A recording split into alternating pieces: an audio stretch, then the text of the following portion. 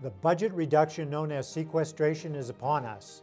Will it be a big whack with a meat cleaver or slow death by 1,000 cuts? What we're likely to see is an impact of maybe 30,000 jobs lost in Arizona over about a 2-year period. So that's one area where there's been some exaggeration. You can't have everything happen all at once. We'll look at the cuts and their impact on Arizona's economy and government tonight. And a communications expert tells us if the public is served by the political and media hype. It's Arizona Week. Production of Arizona Week is made possible in parts by a grant from the Stonewall Foundation and by the members of Arizona Public Media. Thank you for your continued support. Once again, your moderator, Michael Chiha. That new word in the political lexicon, sequestration, has politicians and a good share of the media in a tizzy. Tonight at midnight Eastern Time is when the automatic across-the-board spending cuts known as sequestration take effect. We'll look at how some government services will be affected in Arizona, where by the White House's estimate, the cuts will total $78 million this year alone. First, we visit with economist Jim Rounds for his assessment of what all this will do to the still fragile economy. Welcome, Mr. Rounds. Thanks for having me back. I appreciate it. Overall, what do you see as the direct impact of federal budget cuts on Arizona's economy? Well, I think it's been overplayed a little bit more in the national media. The way that this works is sequestration just means some automatic budget cuts were designed many months ago and then they get implemented today. But it's not going to be quite as extreme because a lot of stuff can be worked out. These things tend to be a little bit softer than how they're described as being very rigid when you hear about the stories coming out of DC and on CNN or whatnot. And so what we're likely to see is an impact of maybe 30,000 jobs lost in Arizona over about a 2-year period. So that's one area where there's been some exaggeration. You can't have everything happen all at once. The budget component gets phased in, and then all those dynamic impacts, the negative dynamic impacts when you lose spending, that takes a couple of years to get implemented. So we looked at a lot of studies. The president's numbers actually understated the impact to Arizona. And then there's been some other analysis done by some universities and some trade groups, and they were overstating the impact at about 50,000 jobs to Arizona. Our best guess, and I think we're in the ballpark, is closer to around 30 over a 2-year period, but it's gonna probably not be that extreme. I think there's gonna be a little bit of compromising along the way. And that 30,000 figure, that would be if the full sequestration rolls out over the next couple of years, is that right?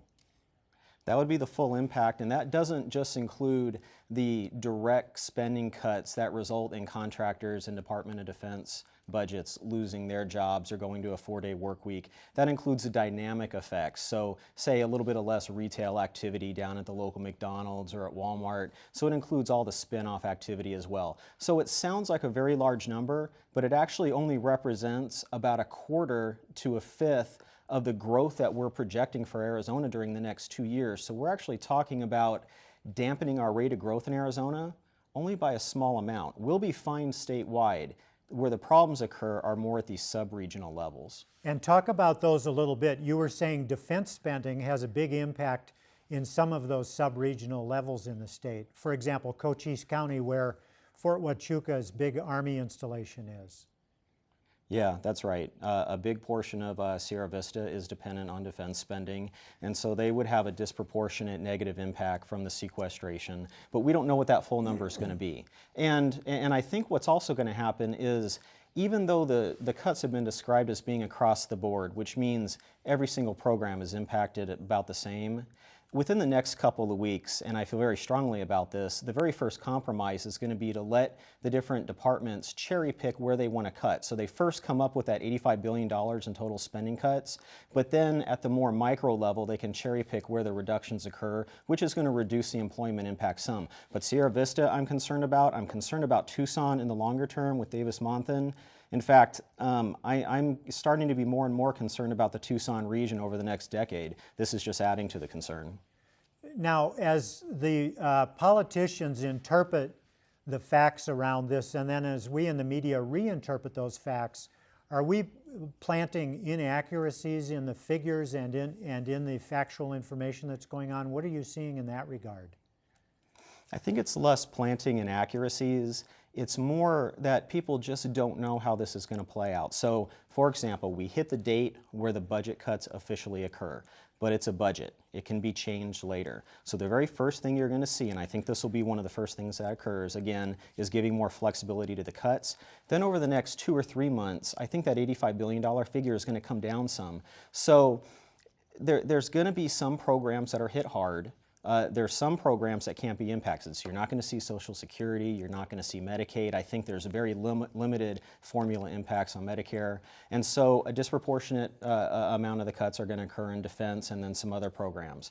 So you're going to see the impacts in certain areas like Sierra Vista and also in the Tucson region because of the defense spending cuts. You're going to see certain programs more impacted than others because some flexibility will occur. And I'm hoping that at some point there'll be a little bit of intellect in the discussion in Washington about how they're doing this, because they could do this right. If they phase this in over the next 3 years, some of it's going to happen naturally because of how budgeting works. Some of it's going to happen naturally because of how all these multiplier impacts occur. They don't all occur at once. It would be over multiple years. But if they can also phase this in another year or two, then these cuts are going to be maximizing their impact around when the economy is at full strength.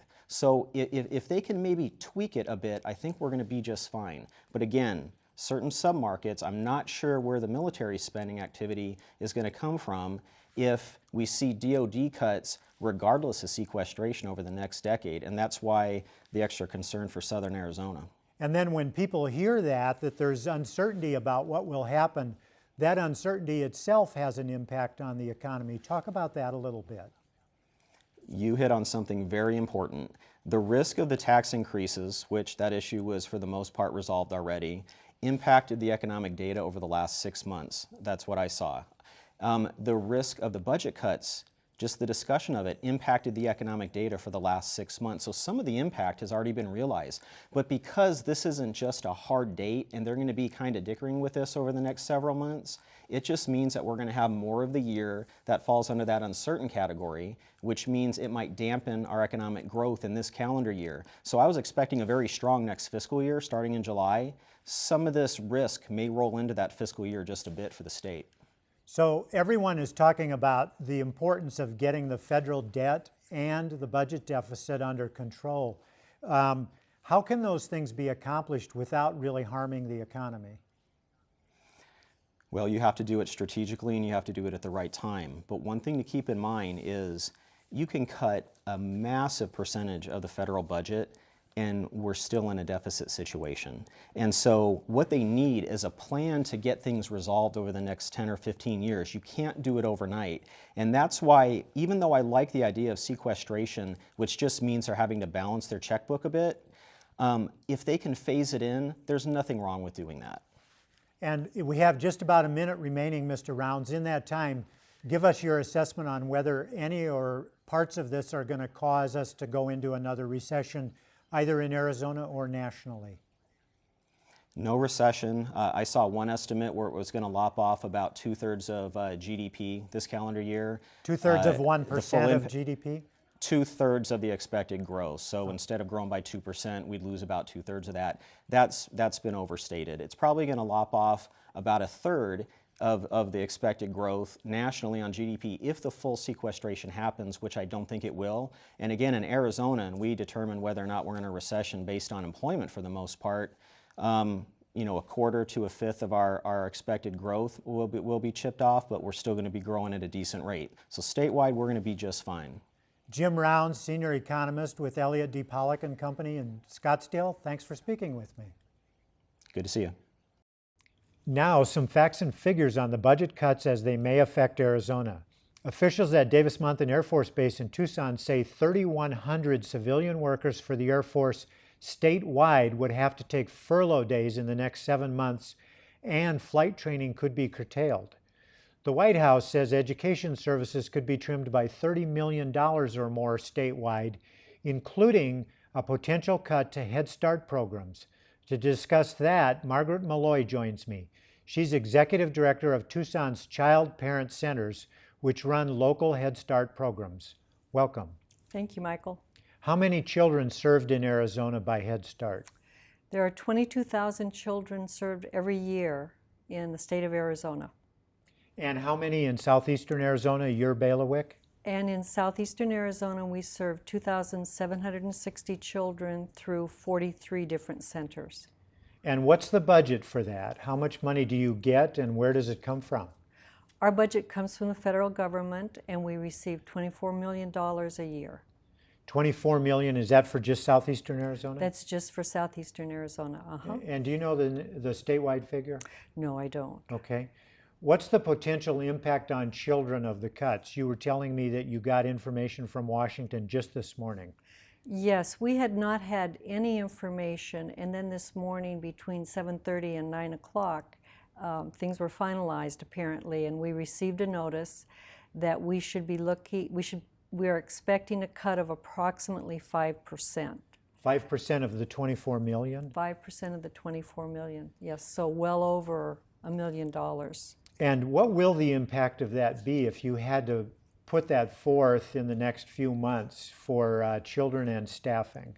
Well, we've specifically been instructed that the priority is to continue services to children who are enrolled at this time, continue the school year.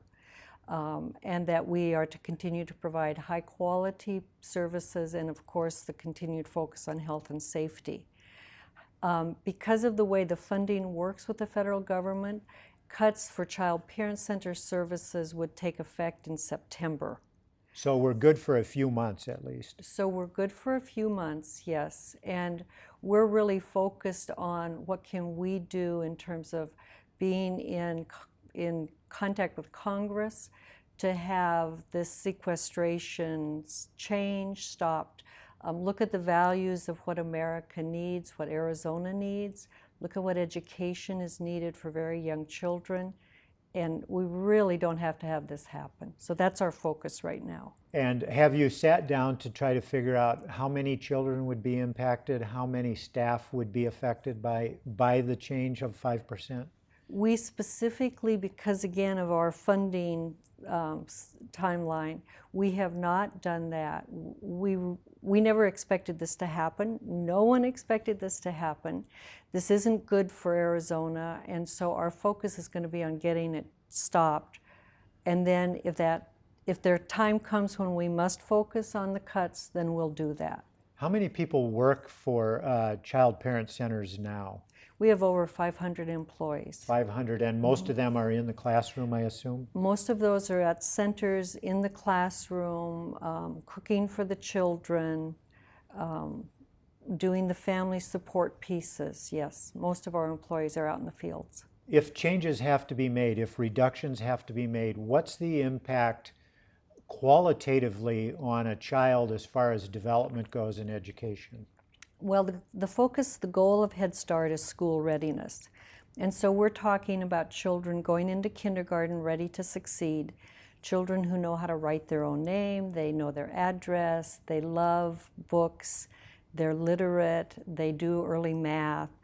So all of those skills are lost in a child who doesn't have a high quality preschool experience. So that would be a child going into kindergarten without those skills and thus be perhaps behind other children there. Very much so. And remembering Head Start is only for income eligible families.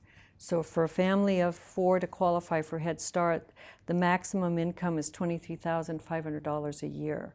So we're not talking about families who can then go to another preschool and can replace Head Start.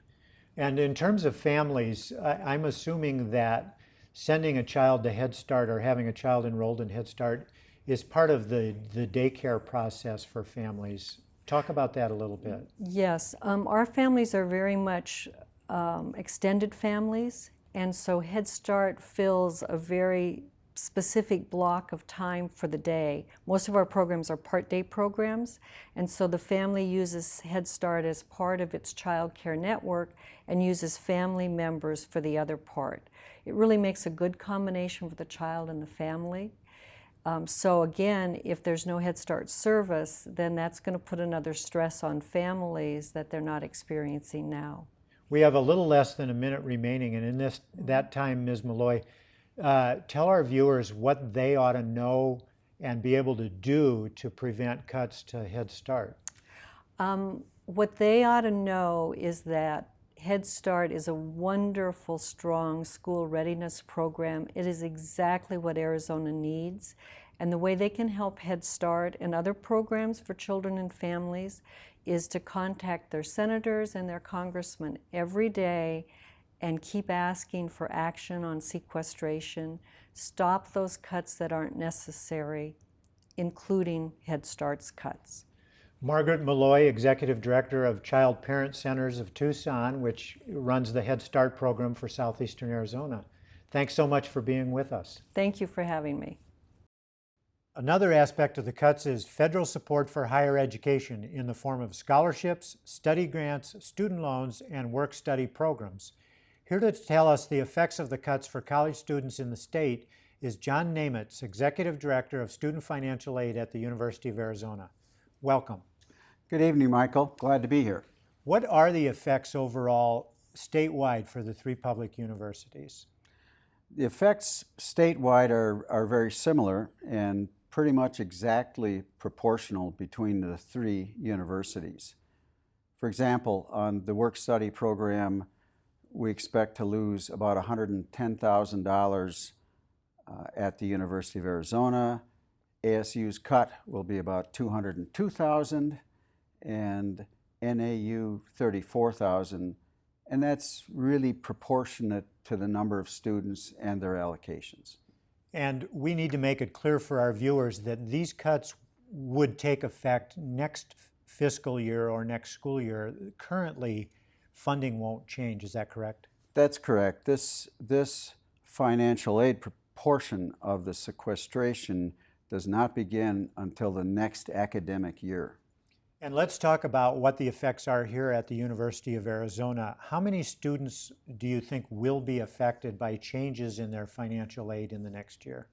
Okay, so for 13-14, we have some planning time. So my answer could be proportionately 22 or 23 students in work-study, or since we do have planning time, it might reduce each person's job by $60. So depending on how we end up planning to deal with this, it could be a minimal impact, or 25 students could end up with, not that support. When you say $60, is that a weekly salary? Is that over the course of the semester? Good question.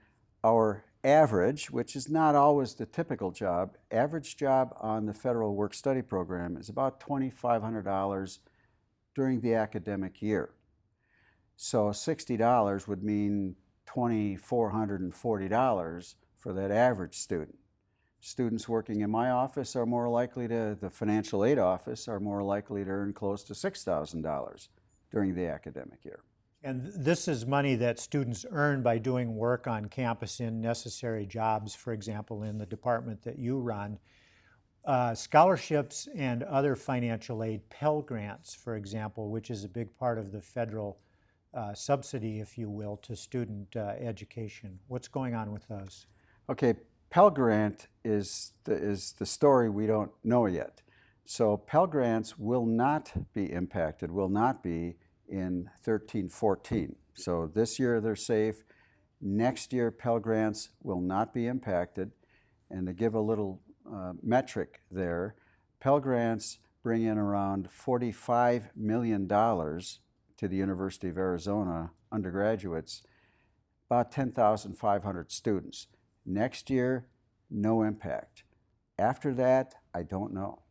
And Pell Grants are a federal program named for a former member of Congress, Claiborne Pell, who founded the program through legislation many years ago. What exactly is a Pell Grant? Who gets a Pell Grant? Pell Grants are given to students at the lower income levels, and that could extend if there are enough family members in college, for instance, to families $70,000 to $80,000. Typically, it's a family that's earning under $40,000. Those students can get up to $4,000 $5,500 per academic year if they're full-time. And that's about a half of the in-state tuition here at the U of A, is that correct? That's right. It's just a little over half of the tuition and fees is right around $10,500 at this point. So the Pell Grant will cover a little over half of that. We also talked before we came on camera about the student loan program, which is federally subsidized and federally insured. What changes do you see occurring in that as a result of sequestration?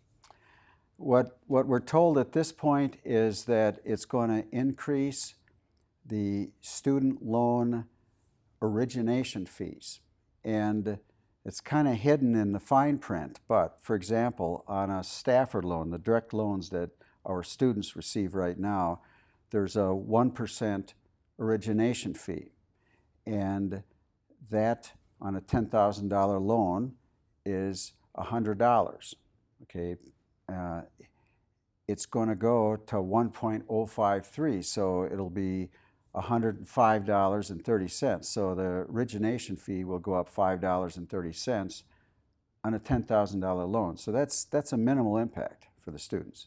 And we have just a few seconds remaining in that time. Minimal impact seems to describe everything that's going on, at least as far as the federal budget cuts go in relation to college students. Is that correct? I think you could say that Congress really did a pretty good job of trying to protect students with this sequestration. John Namitz, Executive Director of Scholarships and Financial Aid at the University of Arizona. Thanks for speaking with me. My pleasure. To hear the politicians and the media tell it, fiscal devastation is about to visit the land. Is the public buying the message? To assess it, here's University of Arizona journalism professor Maya Hutchins.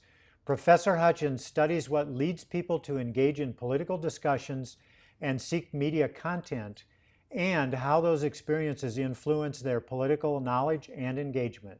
Welcome. Nice to be here. So is this story being hyped? It's being hyped, but not as much as some of the more recent fiscal disasters, which I was surprised to see. You know, there was a lot of coverage of the fiscal cliff, and the sequestration, while it's still a big deal, there hasn't been near as much panic. So how have the government and political communications affected what the public is perceiving about this? A lot of it depends on where you're looking. So we're seeing sort of the typical framing from how you would expect. So the more conservative leaning media sources are really picking up on what congressional Republicans are saying. So a strong focus on debt and the need to reduce the debt. But if you listen to what the White House is putting out and what congressional Democrats are saying, it's much more about jobs and how this is going to influence our recovery. And what kind of a reception is that getting in the public, just based on the experience you've had with other stories of this nature? It tends to be that the public then buys what they're listening to.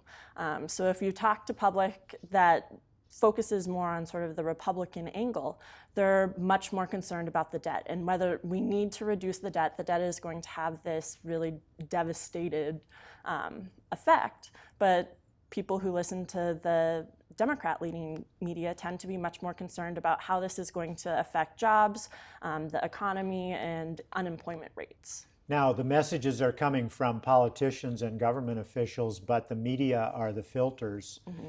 Are the media doing their jobs appropriately here? Are we filtering appropriately? We aren't getting a lot of filter. I would say the ideal thing for a media source to do would be to look at both sides of the argument. What are the Republicans saying? What are the Democrats? What's the White House saying? And then creating a cohesive argument from that, letting the public know what really is going to happen. How big of a risk is going into further debt? How big of a risk are we going to face with increasing unemployment? And right now, it's not filtering. It seems to be just repeating what the talking heads are saying. And repeating the bickering and the disagreements and the conflict, correct? Is Exactly. that not something that the media does best? It does it the best. And, you know, conflict is one of the things that we think about when we think of news. It's not exciting if everything is just, you know, sunshine and roses. But that isn't necessarily the best thing for the public to see if we want to talk about faith in media, faith in government. So the obvious here perhaps is that the public isn't being served by this. What do you think? I would argue that yes, the public is not being served by this. We think it's a good idea for people to have both sides of information. You know, we're going to be able to refine our ideas better, and we're going to be able to know what we think more when we see these disagreements. But if we aren't seeing collaboration, if we aren't seeing that at some point we're reaching this resolution, that instead we're just yelling at each other from the sidelines, that's not effective. So what changes need to be made in how the government is framing the message, and then how the media is either interpreting the framing or filtering it? A lot of it is really sort of at the politician level. We need to have more collaboration. And so it's a lot easier to talk about collaboration when collaboration is actually happening.